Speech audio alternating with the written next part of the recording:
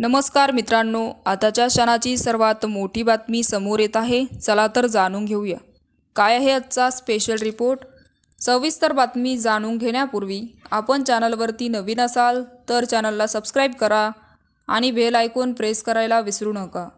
आगामी विधानसभा निवडणुकीच्या पार्श्वभूमीवर राज्यातील महाविकास आघाडीने चांगलीच कंबर कसली, तर लोकसभाप्रमाणे महाविकास आघाडी विधानसभेची ही निवडणूक एकत्र लढणार असल्याचं जवळपास निश्चितच झालेलं आहे. आता यातच राज्यातील 288 मतदारसंघापैकी ठाकरे गटाकडून 250 पेक्षा जास्त मतदारसंघ सर्वे करण्यात येत आहे. यात काँग्रेस आणि शरद पवार गटाकडे असलेल्या मतदारसंघातही ठाकरे गटाकडून सर्वे करण्यात येत आहे. आणि लोकसभा निवडणुकीत महाविकास आघाडीने एकत्र निवडणूक लढली.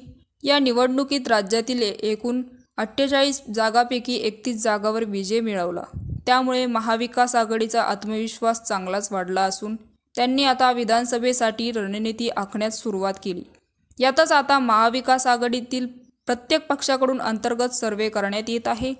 यातच ठाकरे गटाने राज्यातील जवळपास 250 मतदारसंघात उमेदवारीची चाचपणी सुद्धा केली आहे. यातच काही काँग्रेस आणि शरद पवार गटातील विद्यमान आमदारांनी देखील सुरुवात केली आहे.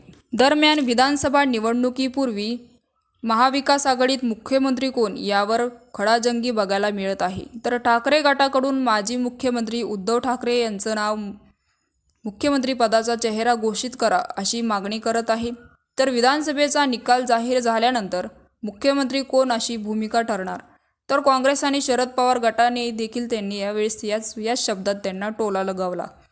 तर यावर सातत्याने महाविकास आघाडीचे नेत्यांमध्ये शाब्दिक बाचाबाची होताना सुद्धा दिसत आहे.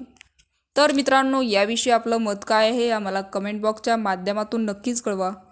आणि चॅनलला अजूनही सबस्क्राईब केलं नसेल तर चॅनलला सबस्क्राईब करा, बेल आयकॉन प्रेस करा, जेणेकरून असेच नवनवीन व्हिडिओ आणि राजकीय घडामोडी सर्वप्रथम तुम्हाला या चॅनलवरती बघायला मिळतील.